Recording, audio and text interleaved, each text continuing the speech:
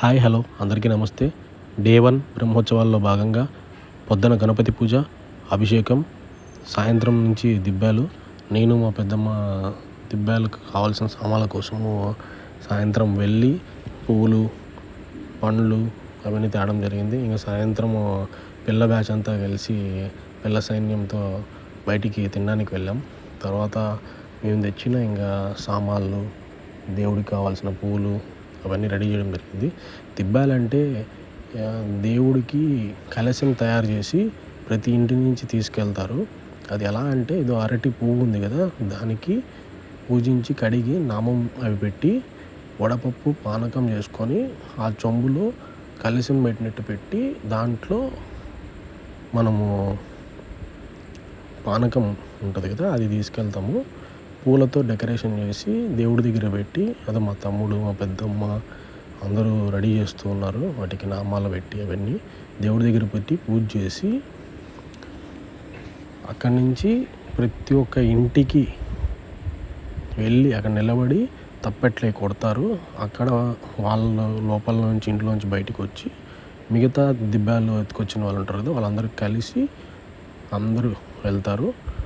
రాముల దేవాలయం దగ్గరికి వెళ్ళి రాముల దేవాలయం దగ్గర టెంకాయ కొట్టి, ఏదో మా అన్న కొడుకు బుడ్డోడు కూడా నామం అన్నీ పెట్టుకొని రెడీ అయిపోయాడు. అదే రాముల దేవాలయం దగ్గరికి వెళ్ళి అక్కడ టెంకాయ కొట్టేసి అక్కడి నుంచి మళ్ళీ అందరం ఊరు మొత్తం స్టార్ట్ అయ్యి కొండపైకి వెళ్ళి కొండపైన ధ్వజారోహణ కార్యక్రమం ఉంటుంది. ఈ దిబ్బాలు తీసుకెళ్ళిన దిబ్బాలు అంటే కోరుకొని దిబ్బెం ఎత్తుతారు. ఆ కోరిక నెరవేరాలని ఆయనకు సమర్పిస్తాం.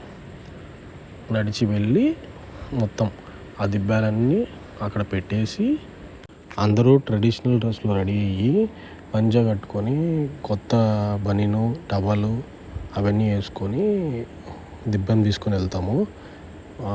పంచ కాదు, అది గోస అంటారు మామూలుగా. మీ సైడ్ ఏమంటారో తెలియదు, కామెంట్ చేయండి. మాకు చిన్నప్పుడంతా మేము రాముల దేవరం దగ్గరికి తీసుకెళ్ళి అక్కడ కట్టుకునే వాళ్ళము. ఇలా ఒక్కొక్కరు ఇంటిలోంచి వెళ్ళి బయట నిలబడుకొని ఆ మంగళ వాయిద్యాలతో స్టార్ట్ అయ్యి వెళ్ళేవాళ్ళము. మాకు అప్పుడు మా తాత కట్టేవారు. ఇప్పుడు ఇంకా మా తాత లేరని మా మామ కడుతున్నారు, మా అక్క వాళ్ళ హస్బెండ్.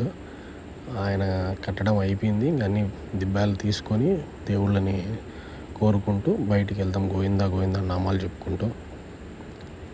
ఇది మా అల్లుళ్ళతో నేను మా తమ్ముడు దిబ్బెం ఎత్తి వెళ్ళాము. కొండపైకి వెళ్ళేసి అక్కడ పెట్టి అందరూ పూజ చేసిన తర్వాత హారతి ఇస్తారు దేవుడికి.